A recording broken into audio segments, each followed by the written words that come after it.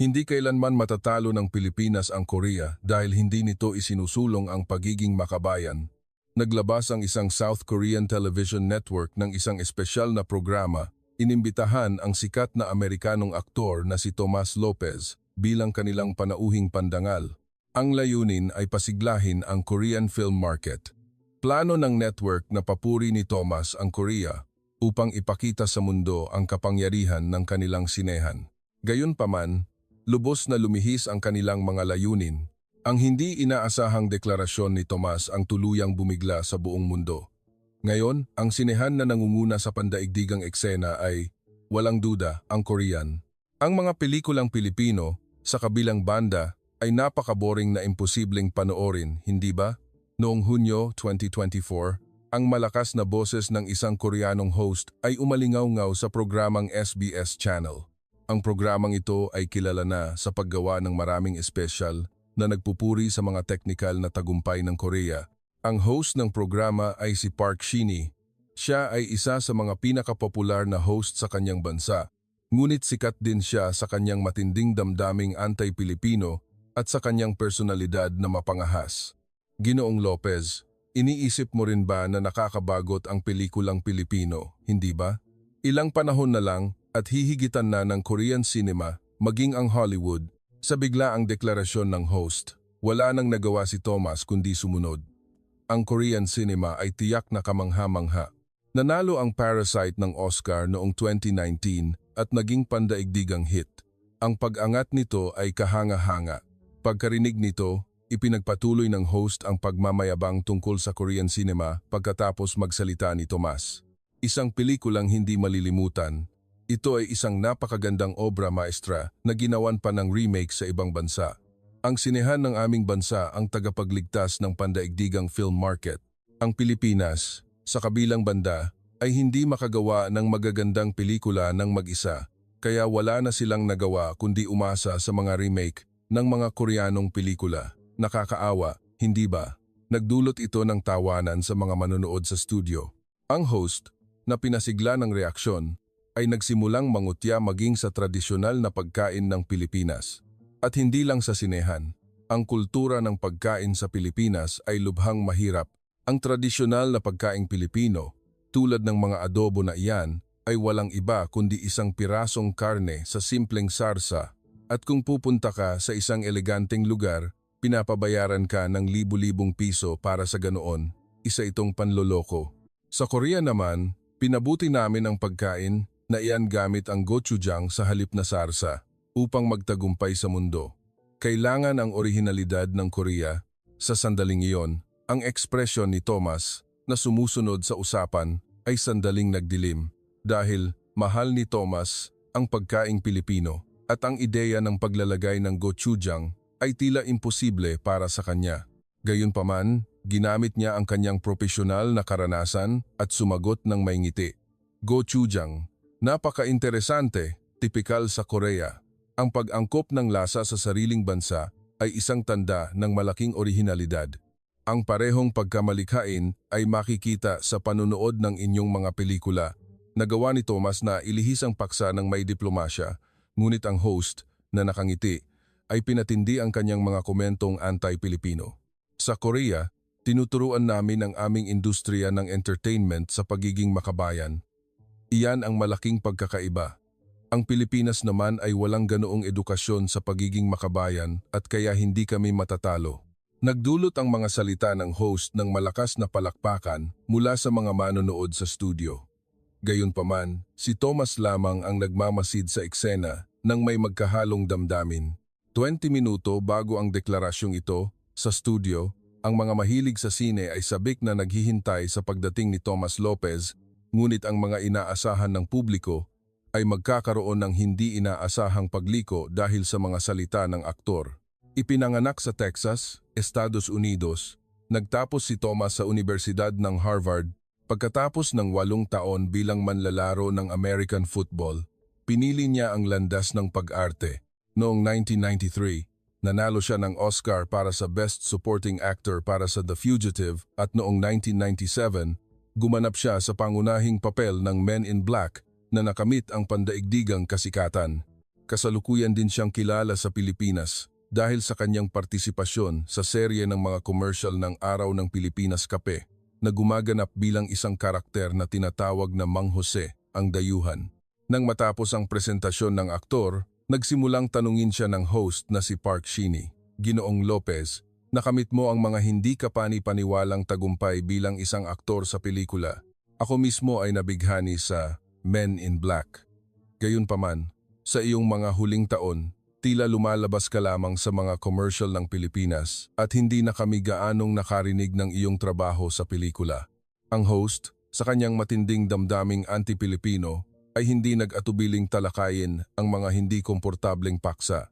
Si Tomas, na may payapang ekspresyon, ay sumagot sa tanong, "Well, mula sa simula, ang aking karera sa pelikula ay pangunahing nakatuon sa mga secondary roles. Ang pagganap sa isang pangunahing papel ay naging isang pambihira, kaya lubos akong nagpapasalamat na sa Pilipinas, binigyan nila ako ng pagkakataong gumawa ng mga commercial." Pagkatapos ay inihayag niya na ang serye ng mga commercial para sa Araw ng Pilipinas Kape ay nagdiriwang ng ika-18 taon nito sa 2024. Sa mga salitang ito, ang host na may sarkastikong tono ay pinuri siya.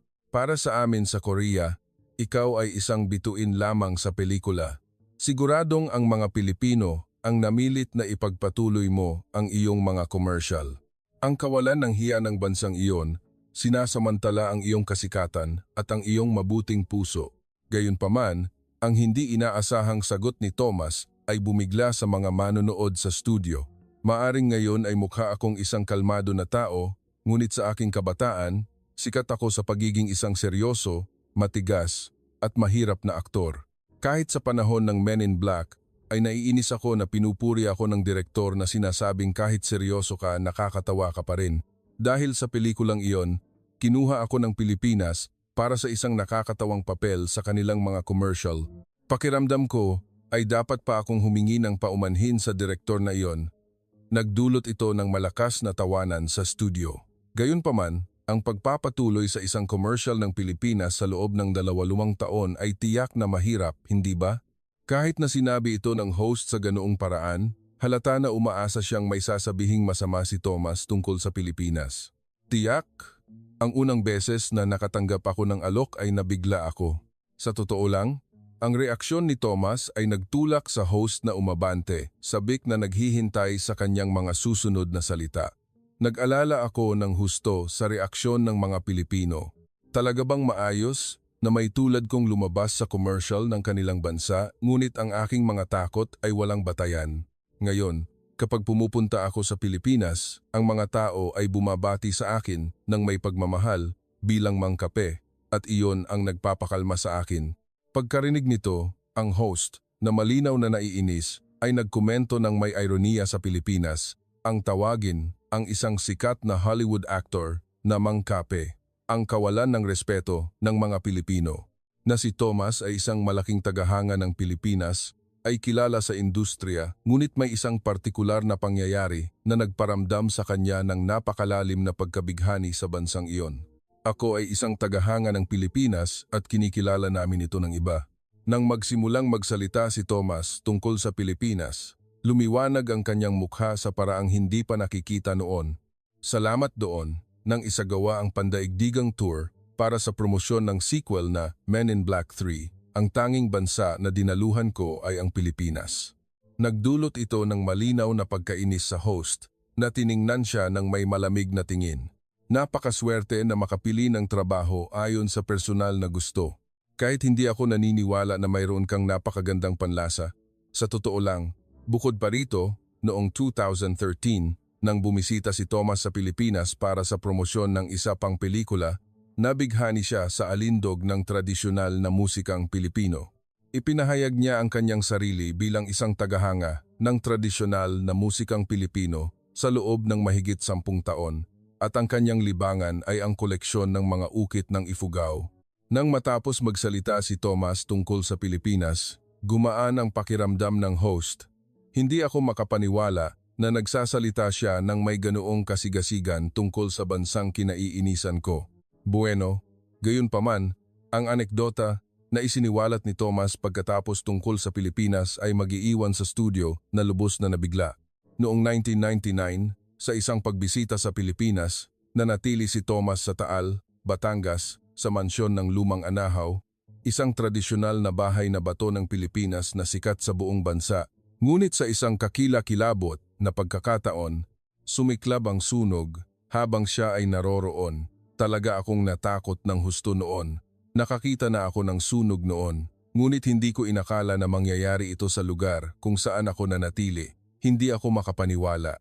Nang makita si Thomas na may takot na nagkukwento ng kakila-kilabot na pangyayari, ang host ay nagtanong ng may kasabikan. Naiintindihan ko na ang mga tradisyonal na bahay na bato sa Pilipinas ay gawa sa kahoy at malalakas na materyales, hindi ba? Seryoso, hindi ko naiintindihan ang kaisipan ng bansang iyon. Naniniwala sila na may halaga ang isang bagay dahil lang luma ito. Sa mga salita ng host, nag-atubili si Thomas sandali, ngunit ipinagpatuloy ang pagsasalita nang hindi ito binibigyang pansin. Sa usapin ng seguridad, totoo na mas mataas ang isang hotel na gawa sa konkreto, ngunit ako mismo ang pumili na manatili sa tradisyonal na bahay na iyon. Ang mga salitang ito ni Thomas ay bumigla hindi lamang sa host, kundi pati na rin sa mga manonood sa studio. Bakit mananatili ang isang Hollywood star sa ganoong lugar? Ang host, na napansin ang reaksyon ng publiko, ay agad na tinanong si Thomas, bakit kailangan ng isang tulad mo na manatili sa ganoong bahay?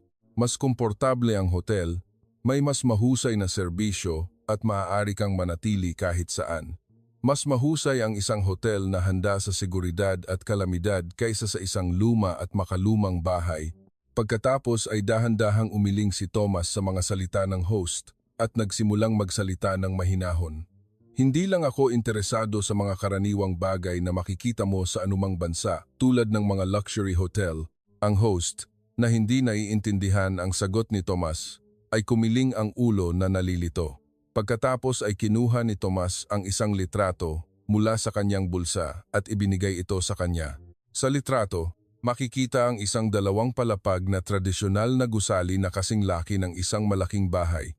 Ito ang mansyon ng Lumang Anahaw. Sa katunayan, kinunan ko ang litratong ito bago ang sunog. Hindi ba sa tingin mo ay mayroon itong katahimikan na nagpapahiwatig ng nostalgia? Para sa host, mukha lang itong isang lumang gusali, ngunit nagpasya siyang magkunwari ng paghanga upang hindi mapahiya kay Thomas. Naiintindihan ko. Tiyak na bihira ang mga gusaling tulad nito ngayon, ngunit hindi ba sa tingin mo ay napakaliit nito para sa isang Hollywood star na manatili? Ayon kay Thomas, ang bahay ay mayroon lamang 18 silid. Itinatag ito noong 1704 at isa sa pinakalumang natitirang bahay panuluyan sa Taal. Matapos itong muling itayo pagkatapos ng labanan noong 1864, idineklara itong pamanang kultural ng bansa noong 1999. Mula nang maging interesado ako sa kulturang Pilipino, pinahahalagahan ko ng husto ang mga pagkakataong makakonekta sa kasaysayan ng Pilipinas tulad ng pananatili sa mansyon. Labis ang pagmamahal ni Tomas sa lugar na pagkatapos na makontrol ang sunog, sinabi niya ang isang bagay na ikinabigla ng lahat. Kung naapula na ang sunog, gusto kong bumalik sa kwartong iyon. Pagkarinig sa kwentong ito, ang mga manonood ay lubos na natahimik, ngunit sinira ng host ang katahimikan sa isang malakas na pagtanggi. Naiintindihan ko na pinahahalagahan mo ang kulturang Pilipino, Ginoong Lopez, ngunit masabi mo iyan dahil hindi ka nasaktan. Kung malas ka, maaaring namatay ka ng sunog kasama ng bahay. Hindi ko kailanman gugustuhing manatili sa ganoong mapanganib na lugar. Sa pagsasabi nito, nagsimulang maliitin ng host ang mansyon. Ngunit walang sinuman noon ang nakakaalam na ang deklarasyong ito ay maglalagay sa kanya sa gipit na sitwasyon sa huli. Sa simula pa lang, hindi ba sa tingin mo ay labis mong pinahahalagahan ang Pilipinas? Ang host ay umabot na sa hangganan ng kanyang pasensya sa pro-Pilipinong saloobin ni Thomas. Gayunpaman, si Thomas ay walang ipinakitang tanda ng pagkagulo at tiningnan siya ng mahibahinahon. Sa tingin mo ba ay bulag akong nagtitiwala sa Pilipinas? Well, minsan sinabi sa akin ito ng aking pamilya at mga kaibigan bilang biro. Ang sagot na ito ay nagpalala sa host na nagsimulang tanggihan ang mga kabutihan ng Pilipinas. Halimbawa, binanggit mo na gusto mo ang tradisyonal na musikang Pilipino, ngunit sa Korea, mayroon kaming pansori, isang uri ng tradisyonal na sining. Ang pansori ay isang tradisyonal na Koreanong sining ng pagtatanghal kung saan isang mang-aawit lamang ang nagkukwento, kumakanta at umaarte na sinasamahan ng isang tambol. Ang kasaysayan nito ay nagsimula sa panahon ng Joseon na may tradisyon na 300 hanggang 400 taon. Ito ay isang napakahalagang kultura na idineklara bilang Intangible Cultural Heritage ng sangkatauhan ng UNESCO. Tila medyo nabigla ito kay Thomas, ngunit ang kanyang pagkagulat ay para sa host. Marahil hindi ito ang pinakaangkop na sabihin ito sa isang tao mula sa Korea, ngunit hindi ko inaasahan na ganoon ang iyong kaalaman sa tradisyonal na kultura. Pagkatapos ay isiniwalat ni Tomas na kilala rin niya ang pansori. Tiyak na kamangha-mangha rin ang pansori, ngunit sa ilang kadahilanan, mas akma ang tradisyonal na musikang Pilipino sa aking personalidad, mas nakakabighani ito sa akin. Pagkatapos ay nagsimulang magpaliwanag si Thomas tungkol sa tradisyonal na musikang Pilipino, isang tradisyon na ayon sa kanya kapag nakahatak na ay habambuhay. Sinabi niya na bukod sa kasaysayan nito, ang tradisyonal na musikang Pilipino ay napakapopular sa mga dayuhan dahil kahit na ang mga lumang bayani ng Pilipinas ay hindi na umiiral sa pang-araw-araw na buhay ng Pilipinas, makikita ng isa ang kanilang diwa na buhay sa entablado sa pamamagitan ng tradisyonal na musika. Siyempre, kung ang mga kanta ay tungkol sa lipunan ng rebolusyon, kailangan malaman ang kaunting konteksto ng kasaysayan. Ngunit si Thomas, na may IQ na 135, ay itinuturing na isang henyo. Bukod pa rito, bilang nagtapos ng Harvard, mayroon siyang lahat ng kondisyon upang mahulog ang loob sa tradisyonal na musikang Pilipino. Kahit na nag-aral ako ng Spanish, inabot ako ng oras upang maintindihan ang kasaysayan, ngunit dahil dito ay mas nasisiyahan ako ngayon sa tradisyonal na musikang Pilipino kaysa dati. Sa kasamaang palad, ang tradisyonal na musikang Pilipino ay nakasulat din bilang Intangible Cultural Heritage ng sangkatauhan ng UNESCO noong 2011. Pagkarinig nito, kinuyom ng host ang kanyang mga kamao sa pagkadismaya. Hindi maaari. Pareho ang kasaysayan at halaga. Bakit nakakakuha ng espesyal na trato ang tradisyonal na musikang Pilipino? Sa pagkarinig nito, tumugon si Thomas sa host na tila tinuturuan siya. Ikaw na nagtatrabaho sa media, dapat mong malaman. Ang tradisyonal na musikang Pilipino ay may napakalaking halaga bilang entertainment. Nagdulot ito ng bulungan ng pagsang-ayon sa mga manonood. Binibining Park, hindi ba ikaw ang nagsabi na tinuturuan ng Korea ang kanilang industriya ng entertainment sa pagiging makabayan? At dahil dito, hindi matatalo ang Pilipinas. Well, sa parehong paraan, pinakinis ng Pilipinas ang tradisyonal na musikang Pilipino bilang isang uri ng entertainment, at kaya ito ay kinikilala sa buong mundo. Ang mga salita ni Tomas ay nag-iwan sa host na walang masabi, at pagkatapos ay nagsimula siyang magsalita tungkol sa isang hindi malilimutang pangyayari sa Pilipinas. Isang kwento na magdudulot ng pagkamangha sa buong mundo. Marahil ang aking pagmamahal sa Pilipinas ay nagsimula noon. Nagsimulang magsalita si Thomas tungkol sa mapaminsalang lindol na yumanig sa Pilipinas. Siya ay nasa isang studio sa Los Angeles sa huling yugto ng paggawa ng isang bagong pelikula. Ang buong team ay abala sa mga huling pag-aayos upang matapos ang paggawa ng pelikula kinabukasan. Sa sandaling iyon, biglang tumunog ang cellphone ng manager ni Tomas. Ang tawag ay mula sa kumpanya ng Araw ng Pilipinas Kape. Ito ay isang apurahang komunikasyon. Lubos po kaming humihingi ng paumanhin sa abala. Alam po namin na ang hinihingi namin ay halos imposible. Ang boses sa kabilang linya ay nagpapahiwatig ng matinding desperasyon. Ang dahilan ng tawag ay isang kahilingan para sa kanya na lumahok sa isang commercial ng Araw ng Pilipinas Kape upang suportahan ang rehabilitasyon pagkatapos ng lindol. Kinuha ni Tomas ang telepono mula sa kanyang manager at nakinig sa mga detalye ng sitwasyon, ngunit sa sandaling iyon, nag-atubili si Tomas sa kanyang sagot. Ayon sa kinatawan ng kumpanya, ang paggawa ng commercial ay kinabukasan.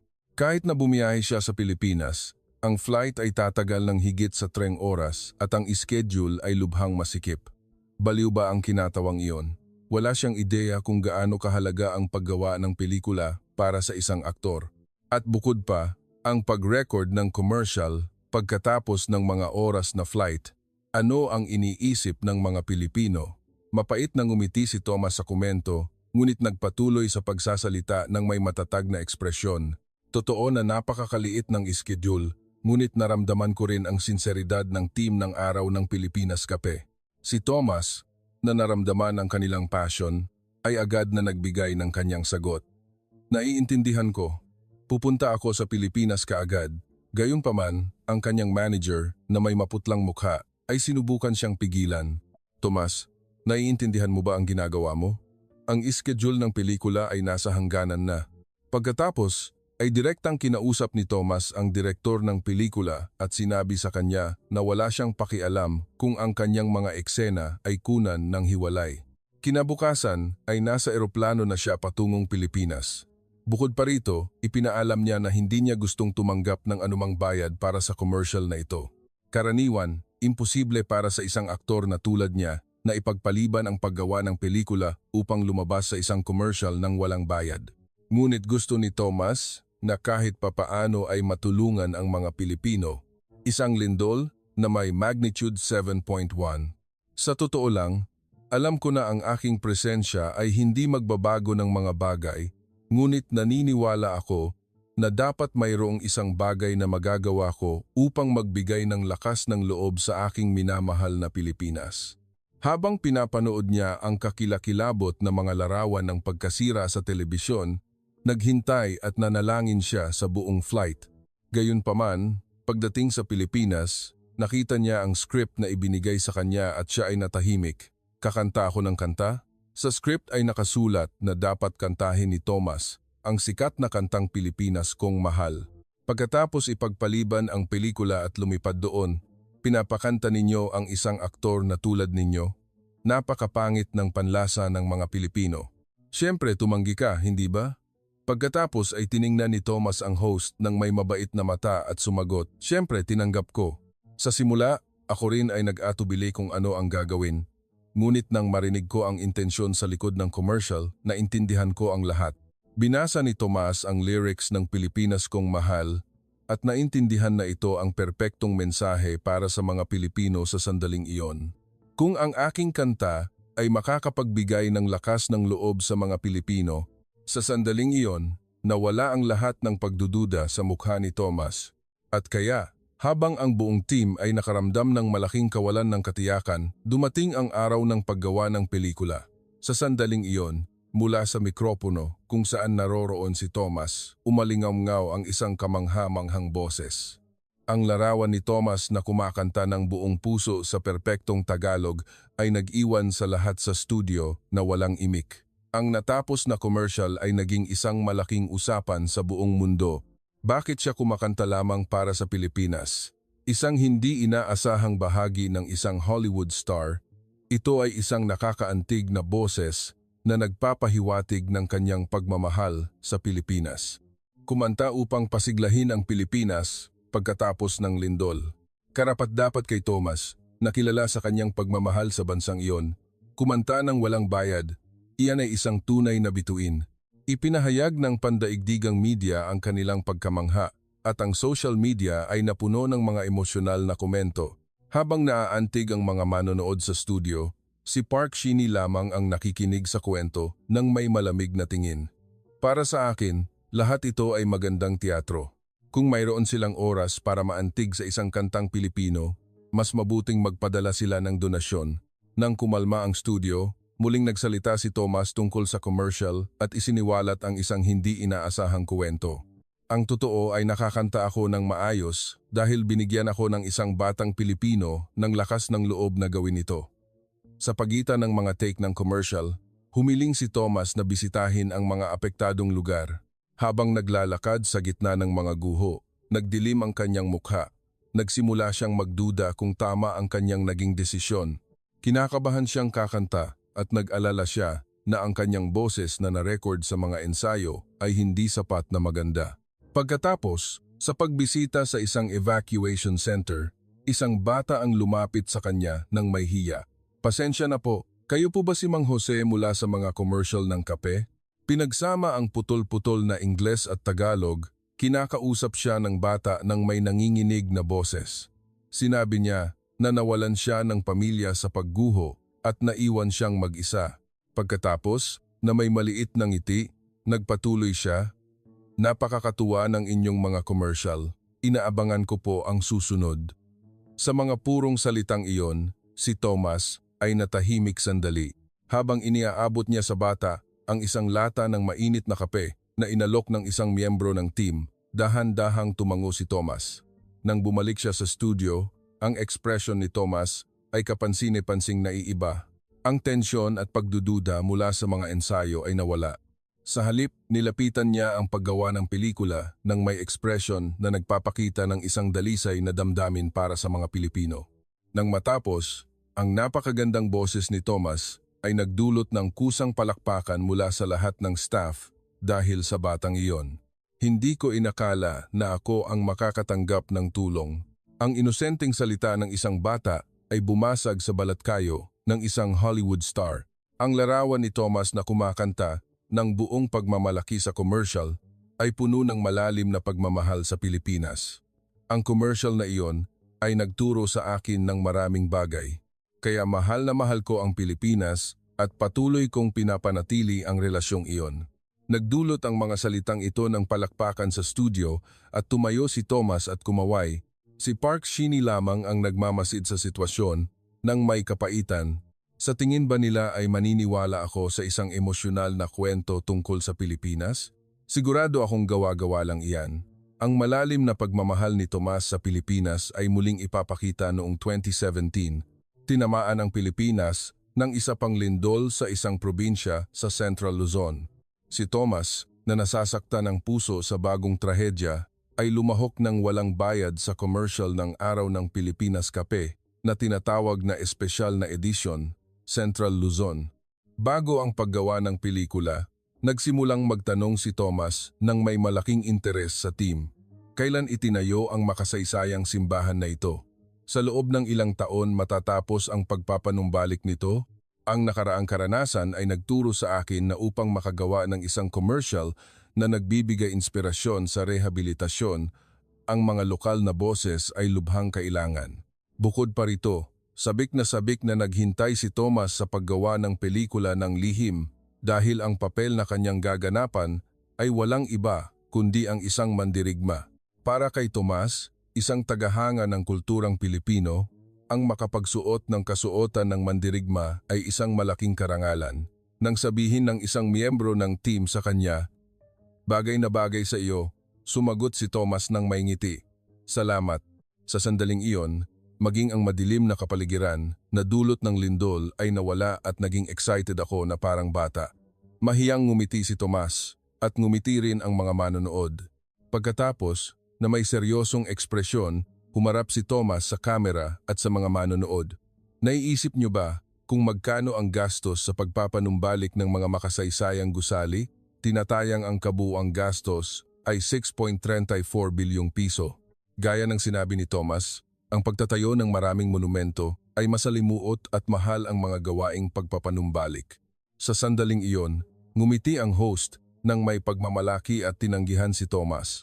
6.34 bilyong piso para ipanunumbanlik ang isang kastilyo. Nagmula ba ang pera na iyan sa mga internasyonal na donasyon? Sa tanong na ito, nagpakita si Thomas ng ekspresyon ng pagkalito. "Hindi ako ang gobyerno ng Pilipinas, kaya hindi ko ito masisiguro, ngunit naniniwala ako na ang mga donasyon ay ginagamit para sa rehabilitasyon ng mga apektadong lugar." Sa mga salita ni Thomas, nabawi ng host ang kanyang sigla. Gayunpaman, hindi ba sa tingin mo ay masyadong matagal ang rehabilitasyon ng mga lindol sa Pilipinas? Ayon sa gobyerno ng Pilipinas, ang kuryente ay naibalik sa 80% sa loob ng 3 araw, ang tubig sa loob ng ilang buwan, at ang gas sa loob ng 2 buwan. Gayunpaman, ang host, sa pagkakita ng mga numerong ito ay nagpakita ng pagkagalit. "Sa Korea, kaya naming ipanumbalik ito sa kalahati ng oras." Ang tugon sa mga lindol sa Korea ay isang pambansang pagsisikap. Kung natuto ang Pilipinas mula sa Korea, marahil ay mas maraming buhay ang nailigtas. Napakawalang bahala nila. Gayunpaman, sa pagkarinig sa mga salita ng host, tiningnan siya ni Thomas ng matalim at sinabi sa kanya ng may matatag na boses, "Para sabihin niyan, Tila nagpanik ang Korea sa lindol na naranasan ninyo noong 2017, hindi ba? Nang araw na iyon, isang lindol na may magnitude 5.4, ang pangalawang pinakamalakas na naitala sa kasaysayan ng bansa ang yumanig sa lungsod ng Pohang. Sa mga kalapit na lugar, nakita ang mga pinsala tulad ng pagguho ng mga pader at mga sasakyang nadurog. Pagkatapos, sa internet, isang thread na may pamagat na ang lebel ng isang Pilipinong propesor sa Universidad ng Gangwon ang naging viral. Lumabas na ang isang Pilipinong propesor na nagtuturo. Nang maramdaman ang unang pagyanig, ay agad na binuksan ang pinto ng silid-aralan at sinigurado ito. Pagkatapos, ay sinabi niya sa mga estudyante, ilagay ang lahat sa inyong mga bag at kung may isa pang malakas na pagyanig, agad na lumikas. Nagkomento ang mayakda ng thread, tiyak na matibay ang edukasyon sa kalamidad sa Pilipinas. Sanay ang kanilang mga tao. Pinuri ng ibang gumagamit ng internet ang kalmado ng propesor. Iba ang mga Pilipino. Isang tamang aksyon.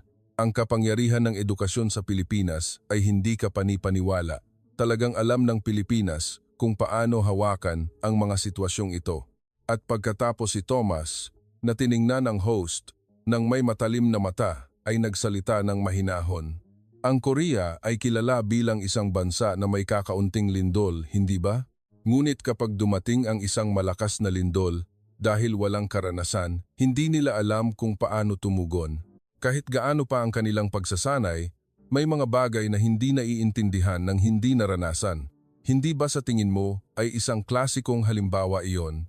Natahimik ang host sa mga salita ni Thomas. Pagkatapos, nagpadala si Thomas ng isang masidhing mensahe sa kamera at sa mga manonood. Sa buong buhay ko, binigyan ako ng Pilipinas ng maraming mahalagang karanasan. Kung titingnan mo sa buong mundo, wala kang makikitang ibang bansa na kasing ganda ng Pilipinas. Nagpatuloy si Thomas ng may mga salita ng pasasalamat. Ang pinakamagandang bagay sa mga Pilipino ay ang kanilang pagiging mapagpakumbaba at ang kanilang kasipagan. Sa pamamagitan ng mga lindol, nakita ko ang kagandahan sa kanilang kakayahang hindi sisihin ang iba at hindi kailanman titigil sa pag-usad. Umaasa ako ng buong puso na magkaroon din ng lakas ng loob ang mga taga-Korea na tanggapin ang kanilang nakaraan at magpatuloy. Nang matapos si Thomas, sumabog ang studio sa sigawan at malakas na palakpakan. Ang eksenang ito ay naging viral sa buong mundo, na lumikha ng napakalaking reaksyon at ang mga gumagamit ng social media sa buong mundo ay nag-iwan ng iba't ibang komento. Dapat maintindihan ng Korea na hinding-hindi ito makakakumpetensya sa Pilipinas.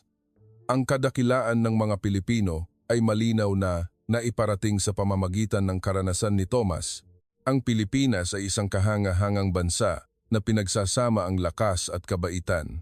Salamat sa panonood hanggang sa huli. Mangyaring ipaalam sa akin ang inyong mga opinyon at komento. Patuloy kaming magtatanghal ng mga kahanga-hangang kwento. Mag-subscribe upang hindi makaligtaan ang susunod na kwento. Magkita tayo sa susunod.